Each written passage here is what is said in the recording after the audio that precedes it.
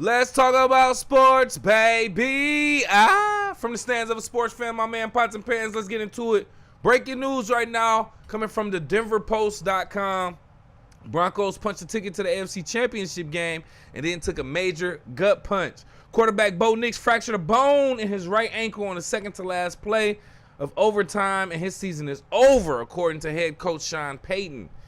Bo Nix threw for 279 yards and 3 touchdowns in a dramatic 33-30 win over the Buffalo Bills in a divisional round. In overtime, he led Denver 75 yards in 6 plays, but in the process sustained an injury that will require surgery and mean that backup Jarrett Stidham starts for the Broncos a week from Sunday when they host either New England or Houston in a trip to the Super Bowl in the balance. So Bo Nix, who put on a rather great performance, good back and forth between him and Josh Allen throughout the game. At a certain point, I thought the game was over at the end, but it ended up being a tie, and they took it to overtime. That's the crazy part to me. Now, at the end of the game, they interviewed Bo Nix, obviously, as the winning quarterback. He walked right up to the reporter, smiled, did his thing, talked, reacted, walked away. Nothing of pain, wasn't carted off the field. So for them to say that he suffered if I'm not mistaken, a broken right ankle, it didn't look like that. He didn't have a face or the expressions of anybody or even the help of somebody who had a broken right ankle. You see what I'm saying? So, listen, if y'all sitting him out because he really is in pain, I get it. But if he feel like he can play and we only got 2 games left in the season to win the Super Bowl, risk it all. Now. Put it all on the line now. I don't know, man. I'm not a Denver Broncos fan, so maybe I'm biased. But I say just play him. There's 2 games left. You got 2 weeks. Not 2 weeks. You got over a week. It ain't going to heal in a week, no. But, man, just get a little, let him alternate between him and the backup. You know what I'm saying? Like, I don't know. I just wouldn't rule him out for the season. But, hey, I think this will change everything up for the Broncos. We will see. Sean Payton is, as he should be, responding to the media and showing that he has confidence in his system no matter who the quarterback is. But it'll make a difference, fam. But let me know what you think. Go off in the live chat in the comments or call into the show, 313-466-4386. Speaking of that, let me just talk about it in general. So, yes, as we were talking about, the Denver Broncos did beat the Buffalo Bills overtime, 33-30. Josh Allen. This is what I want to say ultimately. I didn't want the Bills to lose. I actually kind of rooting for the Bills for them to get a Super Bowl win. But I also kind of look forward to seeing Josh Allen with that stupid look on his face. He looks like a deer in headlights with his eyes just open and wide, but just still disappointed. I don't know what that is. He didn't do that this time, actually. He actually cried at the press conference. He actually shed tears and cried. I feel bad for my dog, too. I'm not even going to lie. I mean, it is what it is, and I don't feel that bad. But Josh Allen, it was not his fault. He did everything to keep his team in the game, if I'm not mistaken. He did have an interception, but he did everything to keep his team in the game. And then it was like a defensive error, and then like one of the other players just got a tech, and he just didn't care after a while. Not a tech, but he got a flag, and that cost him. And then it was the defensive pass interference first. It was just a lot. It was a lot. And it was just very unexpected and unfortunate for Josh Allen. So another season down the drain for the Buffalo Bills and Josh Allen. Yeah. I mean, I don't know. I think it's just a curse over Buffalo. This is coming from a Detroit Lions fan. Now, we haven't won a Super Bowl yet, but we are doing a lot better than what we've ever been in our entire franchise history. So we reached the NFC Championship. So you know what I'm saying? Like, or at least the divisional round, we were right there. So I'm happy with our progress, but the Bills historically have been to the Super Bowl at least 4 times in a row in the 90s and lost every single time. So for the bad luck to continue, you ought to be a good team, but not a great team. It's kind of crazy. So it's unfortunate, but it's shock, but not surprising. The Buffalo Bills didn't make it to the Super Bowl, or they made it to the Super Bowl and didn't win. I don't think nobody's surprised. I don't even mean that with no disrespect, but let me know what you think. Go off in the live chat, in the comments, or call into the show, 313-466-4386. Buffalo Bills, man, losing. That's unfortunate. All right, we got plenty more topics to talk about. Another game did just end as well, but we're not about to talk about that right now. So this is officially official, coming from APnews.com, Associated Press. John Harbaugh agrees Saturday to become head coach of the New York Giants, finalizing the big market, longest-standing franchise's all-out pursuit of its top candidate. Owners John Mara and Steve Tisch made the hire official less than 72 hours after a lengthy interview and dinner with Harbaugh that sealed the deal. The sides began working on the contract Wednesday night when it was all clear Harbaugh was a fit and he canceled meetings with other teams. Harbaugh is expected to report directly to ownership rather than the general manager, Joe Schoen, whatever his name is, Schoen. So John Harbaugh worked it out so where he's saying, listen, if it's a problem, I'm talking to the people that own this place, not to the general manager. I need real change. I don't want to talk to somebody to talk to somebody. And I think that's a fair deal, especially going to New York. So John do you think he will be the difference maker in New York for the Giants? Is the coach and the system that much of a difference? Now, coming from my experience, my perspective, from the stands of a sports fan, no. It's not about the coach and the system for real. It could be the system, but I think overall, once the system is created with a certain amount of players or certain players, it stays there. They get used to it, and you can work with or without the coach, offensive coordinator or defensive coordinator. So it's really about the players that you have is what I'm saying. I think we've been proving that when Tom Brady left the Patriots were trash for a few years until just recently. And then Tom Brady went to Tampa Bay and won the Super Bowl. Immediately. You see, so, hey, good luck to John Harbaugh. I'm hoping he'll do a good job. I don't really care. I'm not a Giants fan or necessarily a Harbaugh fan, other than Jim Harbaugh for winning in Michigan. But other than that, we'll see how much value he actually brings to the Giants and what they actually do in the upcoming year. I ain't even going to say next season. I don't want to go off his first season. Any new coach's first season, we shouldn't judge them off their first season. Give them about their first 3. At least their first 3. See if we see improvement. Then you go from there. But let me know what you think. John Harbaugh, the difference maker in New York for the Giants, or no? Go off in the live chat, in the comments, or call into the show, 313-466-4386. Switch up the sport, I should say. We're going to go into the NBA real quick. NBA-wise, this story is coming from the NBA.com, or NBA.com, I should say.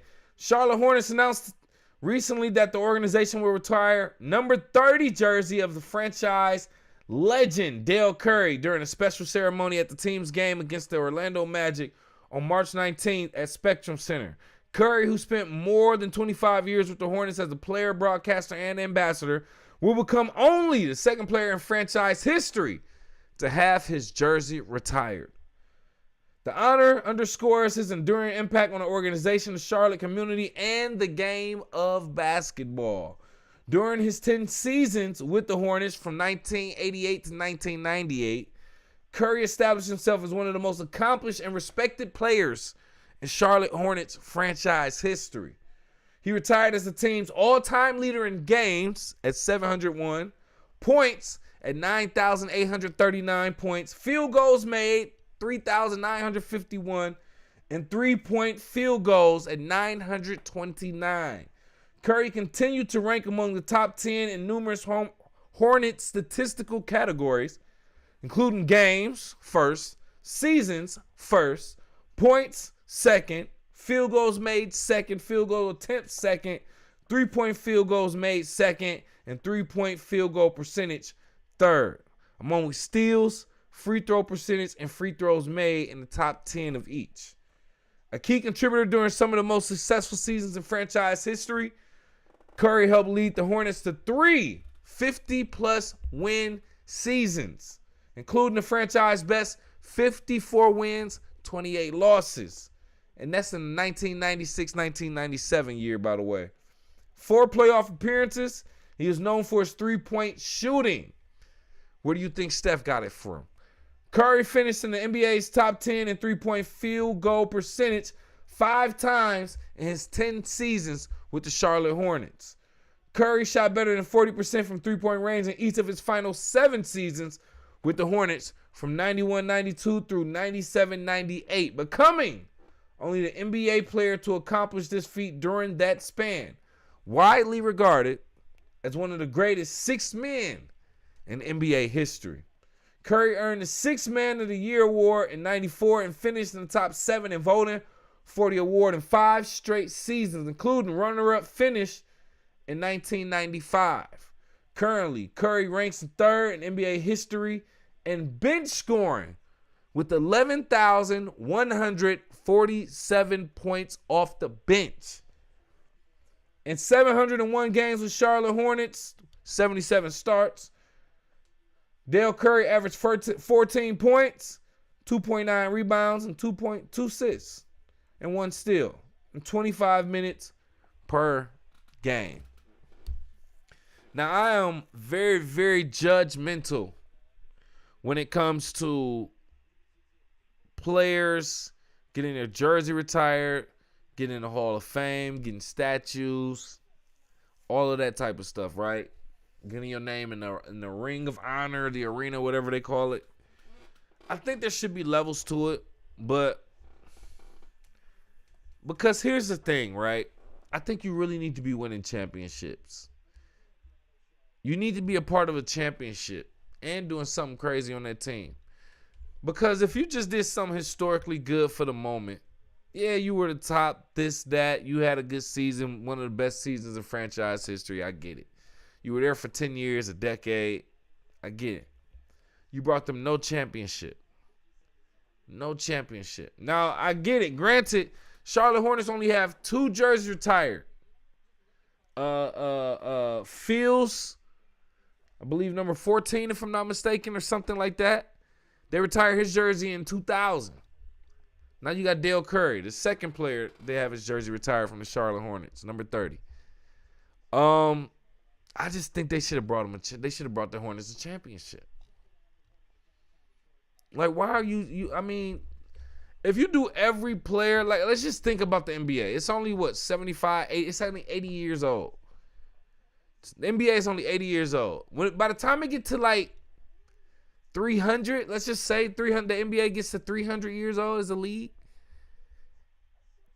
At the rate they're retiring jerseys from players to retired players and everything, bro, it ain't gonna be too many numbers left. They're gonna have made either triple digits or symbols. So I just think we need to raise the standard of how and when or whose jersey we retire, so that we don't necessarily run out of numbers for players to choose. Now, yes, there's 100 numbers from 0 to 00 all the way to 99. I get it. It might be 101 from 0 and 00, if I'm not mistaken. But with that being said, like, we I think all around in all sports, we need to raise the standards of how and whose jersey we retire. All due respect to Dell Curry, I do want to say that I never really watched him as a player. I mean, when he was a player, when I was a kid and he was a player, never really paid attention to sports like that, to really know players like that, other than Michael Jordan and a couple other ones. So he didn't stand out to me as a kid like an all-star like that, but he paid his dues amongst the Charlotte Hornets franchise in that community.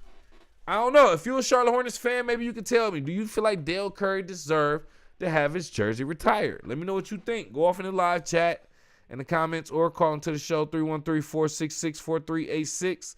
More to talk about. Hey, since we're talking about the Currys, let's get into this, man. Steph Curry. It's coming from usatoday.com. Steph Curry is definitely in the GOAT conversation on the basketball court. When he's shooting animated hoops, though, he prefers to be a giraffe. The Golden State Warriors point guard stars in the upcoming sports film GOAT. You can see behind us on the green screen. In theaters February 13, 2026, which centers on an undersized but scrappy young GOAT named Will Harris, voiced by Caleb McLaughlin, who has big dreams of being a star in the fast-paced world of Rollerball. USA Today exclusively debuts the first full trailer for the animated movie, which also stars Gabrielle Union, David Harbour, Patton Oswalt, Jelly Roll, and Jennifer Hudson.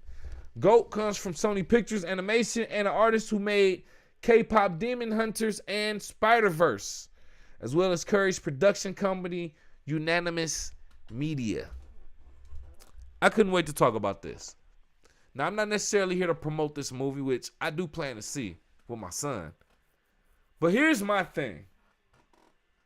This is why I feel like the last 15 years or however long Steph Curry has been in the league, it's been his era, not LeBron James.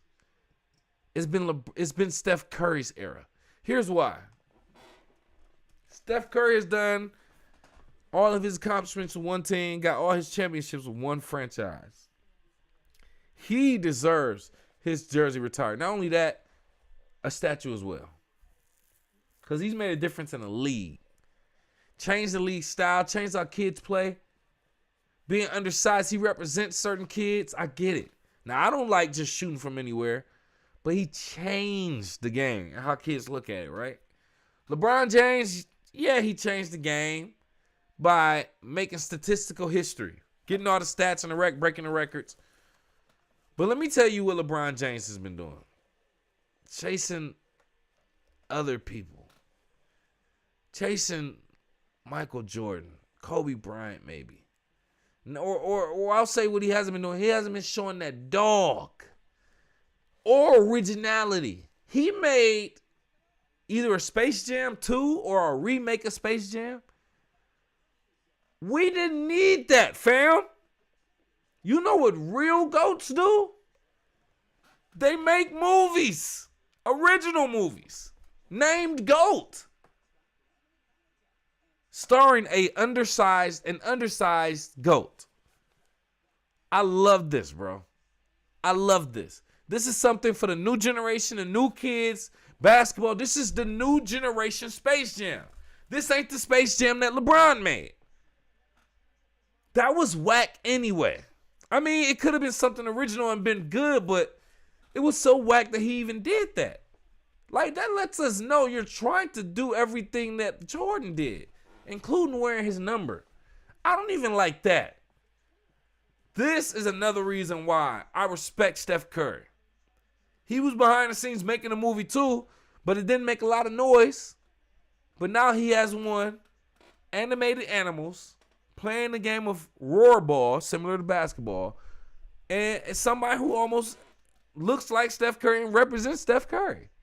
And almost probably has the story of Steph Curry overcoming challenges as an undersized player. I like this. Go see this in theaters. GOAT, starring Asia Wilson, Angel Reese. I believe Caitlin Clark is in this. A couple WNBA players are in this. NBA players have voices in this. And it's just a great thing, man. I love it. LeBron James, Space Jam. You know, did he even feature any WNBA players? Not as much as that. Like, come on, man. That's why I'm not with it. Shout out to Steph Curry, man, doing this. But let me know what you think. Go off in the live chat in the comments or call into the show, 313-466-4386. Keep it moving, man. Got another topic on deck.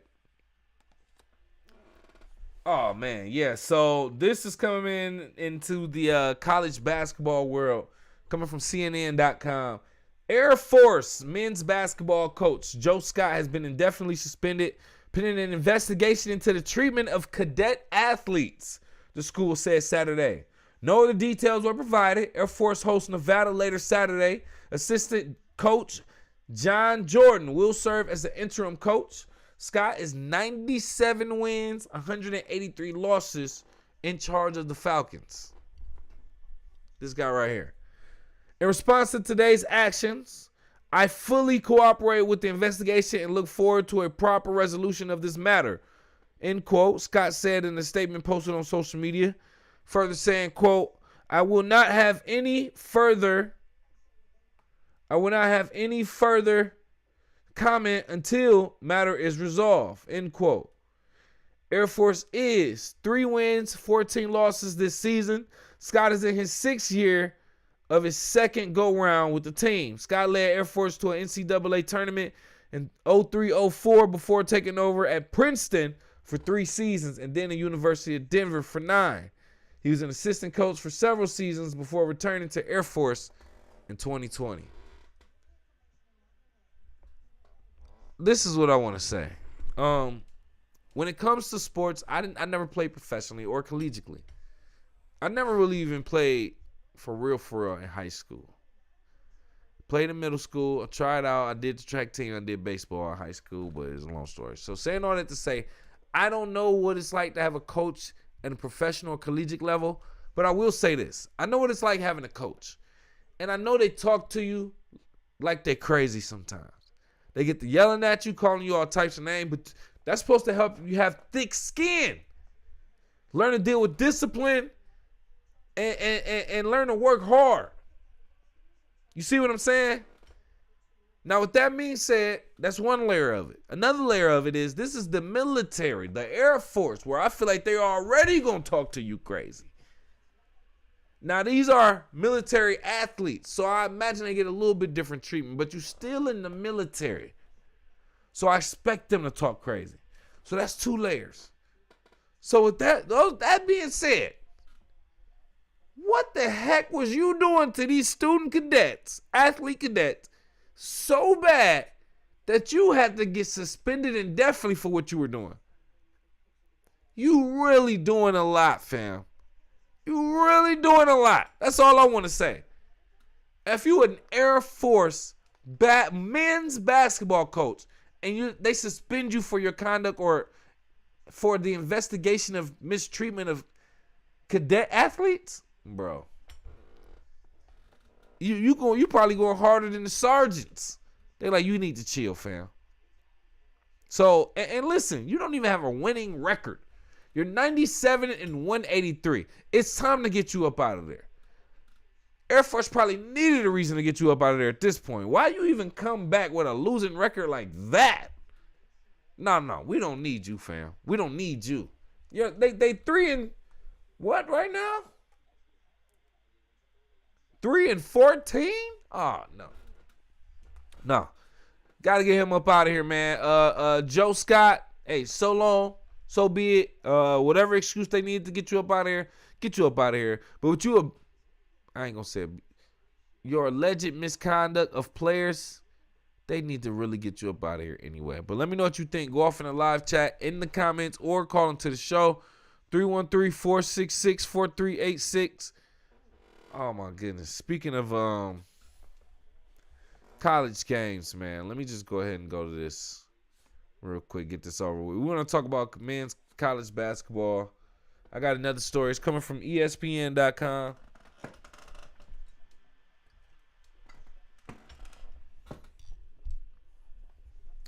Excuse me.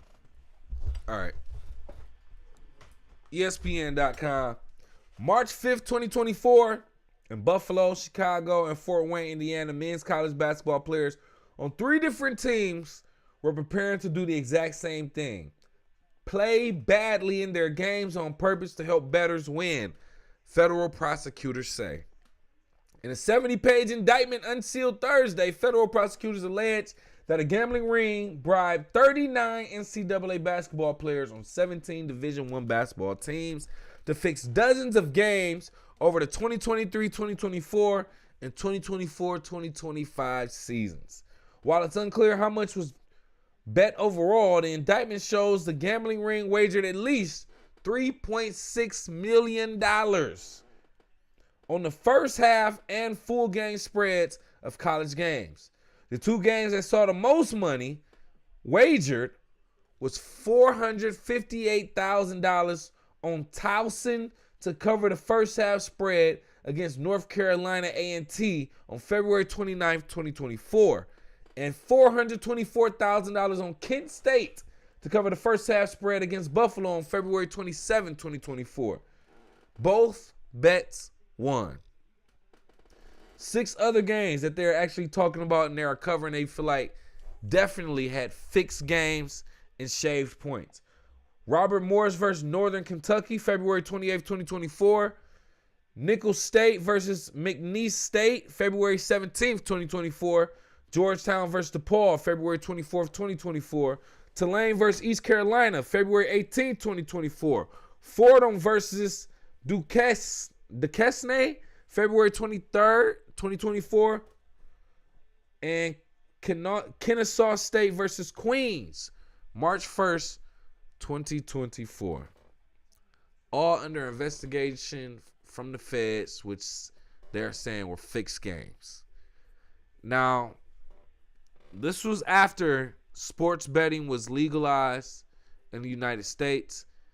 And as I knew, it was going to get crazy. Now, like we said, historically speaking, sports betting, gambling has been going on for hundreds of years, for literally hundreds. All baseball back to the 1920s.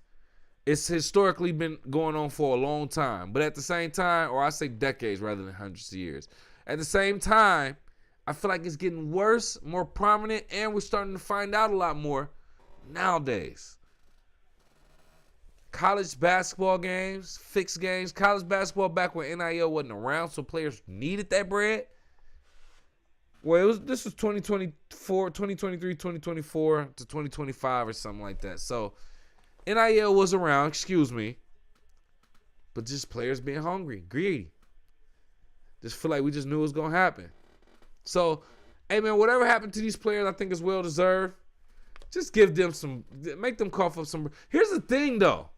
For any and all people who bet on these games, especially when sports betting was legalized, do you get your money? I think that's the main thing we need to talk about. Do you get your money back as a legal sports bettor on these games that the players are actually found guilty of fixing? That's what should be talked about. That's what should be talked about. Because that affects all sports betting platforms, essentially.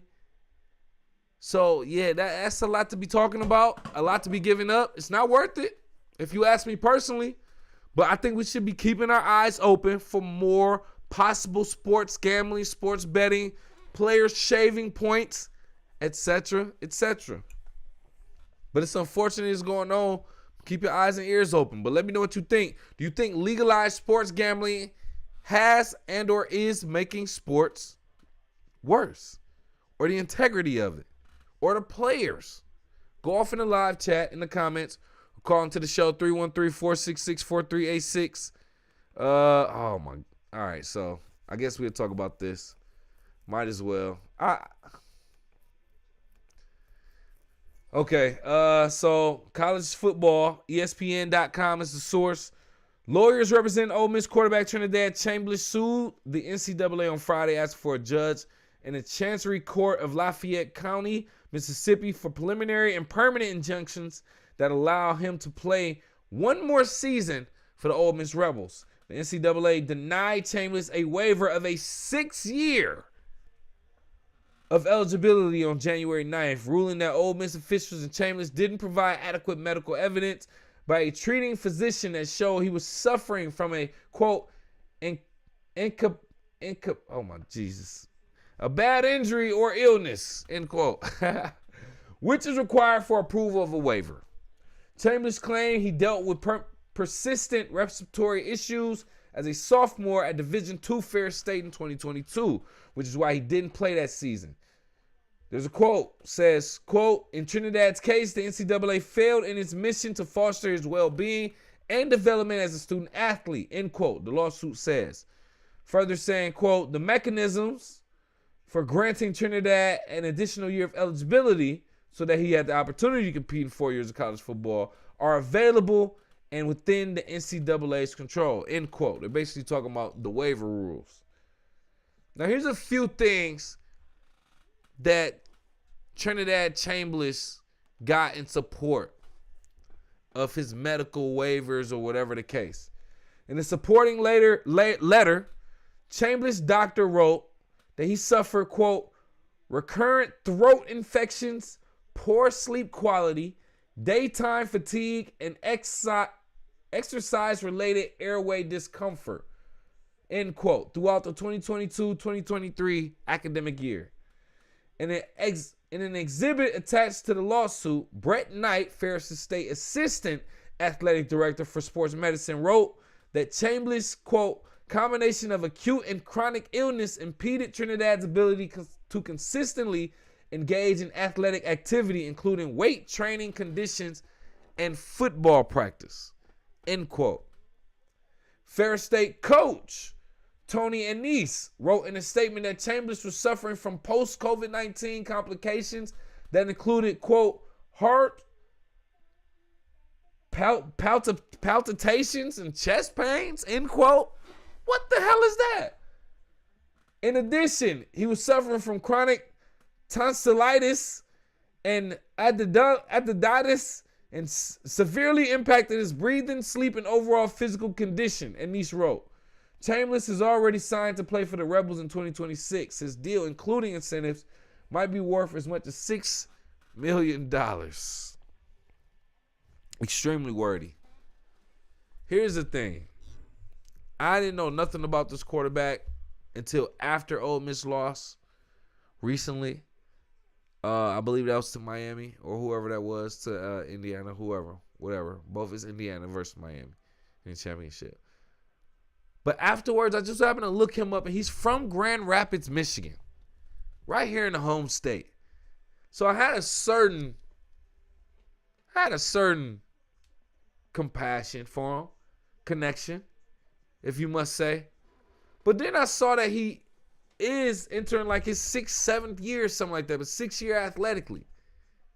And I'm like, what the heck, bro? Give it up. Get your ass up out of there. It's time to go, sir. It's time to go.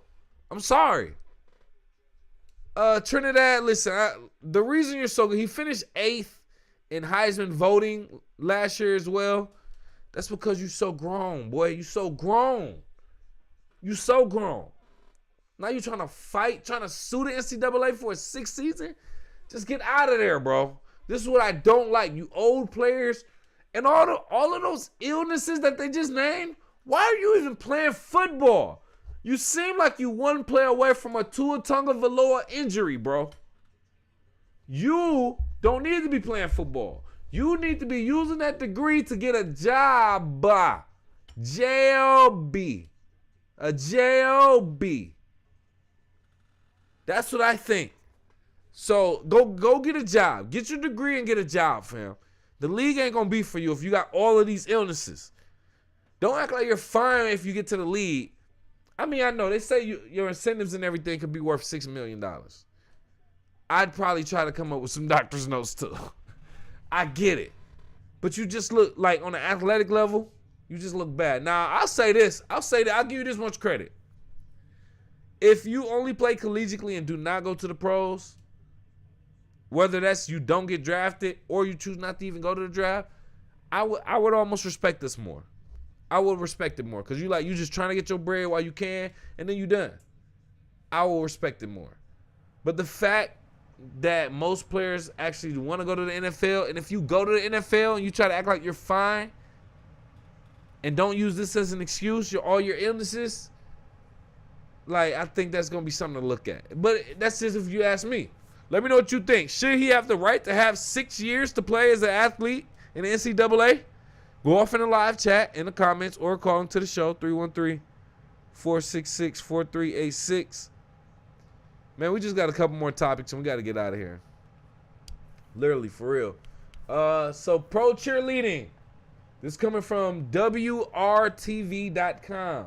Pro Cheer League is making history yesterday, this was yesterday, January 16, 2026, as the first professional cheerleading platform hosts its inaugural match in Indianapolis, Indiana.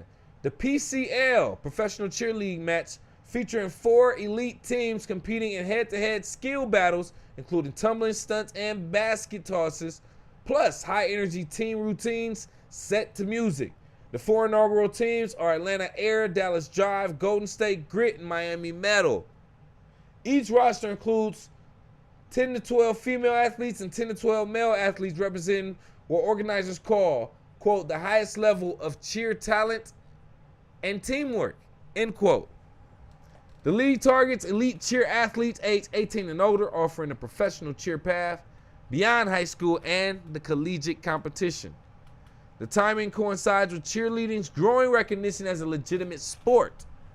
The International Olympic Committee officially recognized cheerleading as an Olympic sport in 2021, although it will not be participating in the 2028 Olympics in Los Angeles. The IOC, International Olympic Committee, recognition makes cheerleading eligible for future Olympics. So yes, you get to see cheerleading professionally on TV, like a regular broadcast, on the Ion TV, your regular antenna television. Yeah, it's actually happening like that. Now, we've seen cheerleading on TV and competitively, but it's either been at the high school or maybe even collegiate level. But now this is the professional level, which is kind of weird to me, because who are you really cheering? You're just cheering. You're not cheering anybody. You're not pumping up a crowd for a specific team. So it's kind of weird to me, but it is a gymnastics and aerobics, a teamwork type of thing. So I respect that. I can't do 90% of the stuff that they do. Probably 95. You got to be extremely in shape, physically fit, and all of that. So, another professional sports league. This is a sport. And I like to shed light on professional sports leagues. So we just wanted to shout this out. I think we talked about this in June of 2025 on the last channel when we were talking about professional sports. This first came out, showing that you can get paid as a professional cheerleader. But, now they have like their championship going on now. Or whatever that's going on. I didn't read it. I didn't read it like that all the way. But they also will be in the Olympics. So I think that's pretty dope. But let me know what you think. Maybe you think that's whack. Go off in the live chat in the comments or call into the show 313-466-4386. Oh, baby. Was that the final score? Oh, man, look at that. Nah, this is it. All right, so the Seattle Seahawks actually dog walked the San Francisco 49ers 41-6 in the AFC divisional round. Just embarrassed the 49ers overall. 49ers who didn't even score a touchdown. 2 field goals, by the way. Got up out of there by the Seahawks. Kenneth Walker III with 2 touchdowns, at least 2 touchdowns. Straight out of Michigan State, by the way. East Lansing. I believe under the Mel Tucker era, too. But he was a dog there. And he's a dog now in the professional league, as you can see. So, shout out to Kenneth Walker III doing his thing in the professional league. Making the Seahawks look good and got them to the NFC divisional championship game in another week or two now. So I think this is going to be cool, man. So it's the Seahawks versus... Oh, my goodness, bro. I don't have the actual bracket. I don't have the bracket. Give me a second. We're going to look this up. I do want to say something about the game. Like I said, the 49ers did decent. I think the Seahawks did real good. Sam Darnold, Kenneth Walker, they just kept it on the floor for the most part. They kept it on the floor. Now, the games that we're looking at, yeah, there we go. So today, technically, it is midnight, Eastern Standard Time. So today, technically, Sunday, January 18th, got the Texans versus the Patriots at 3 p.m. and the LA Rams versus the Bears at 6:30. Oh, man. Okay. Texans and Patriots, I don't know, bro. I'm gonna root for C.J. Stroud. I'm gonna go for C.J. Stroud and the Texans on that one. And then for the Rams and the Bears, I'm going for the Bears. Don't even give me it's Bears is my secondary team for one, but for two, I need the Rams to lose. Bears, do what you got to do. Get to the NFC Championship.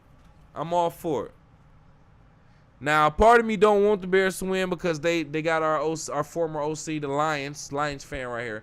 Our former OC, Ben Johnson, and he's proved to be extremely successful with the team so far. So, I guess you can kind of say he is an example of a system at a team. Or maybe not. I don't know. Is this a fluke year? We shall see. But I'm rooting for the Bears against the Rams tomorrow, and I'm rooting for the Texans. So Texans and the Bears, I'm expecting them both to make it to their AFC and NFC championships respectively. But Seahawks will be playing the winner of the Bears or the Rams. Broncos will play the winner of the Texans and the Patriots. That'll be on Sunday, January 25th, and then the Super Bowl is on February 8th. February 8th. Yeah, man. Yeah. So that's next week. Yep. Next week will be the conference championships, the AFC and NFC conference championships. Broncos already made it in Seahawks. Oh man, this is interesting. Let's go, Bears, and then the Bears versus Seahawks. Oh yeah, I'm rooting for the Bears. Actually, I feel like I'm rooting for the Bears to just win the Super Bowl at this point. Let's just go. Let's go, Bears. Bear down. Go ahead, get it, fam. I'm with it. Hey, man, but listen, good games today. Josh Allen took a horrible loss. Horrible loss. Oh, horrible loss. But very good game. Very good game. And then the Seahawks dog-walked the 49ers, embarrassed them, and the Super Bowl is in San Francisco. So those San Francisco 49ers fans were highly anticipating for this win. But this just proved that they just weren't ready. They weren't ready. Let me know what you think. Go off in the live chat in the comments or call into the show 313-466-4386. That is all I have for you, my friend. Oh, yeah. That's all I got for you, man. We don't have too much more. But go off in the live chat in the comments or call into the show 313-466-4386. What is this? Okay, my bad. Listen, I'm like, what the heck is going on? Yeah, man. Hey, appreciate the love. Appreciate you for watching. Appreciate you for following. Make sure you hit that like button, that subscribe button, the share button, all that good stuff. We appreciate it. We will get better with the stream. We're going to try to stream simultaneously, I should say, on all of our platforms. From the stands of a sports fan, but I got to upgrade some more equipment. We'll get to that very, very soon. Don't worry about that. Appreciate you again. Thank you for showing the love from the stands of a sports fan. KCMC. We up out.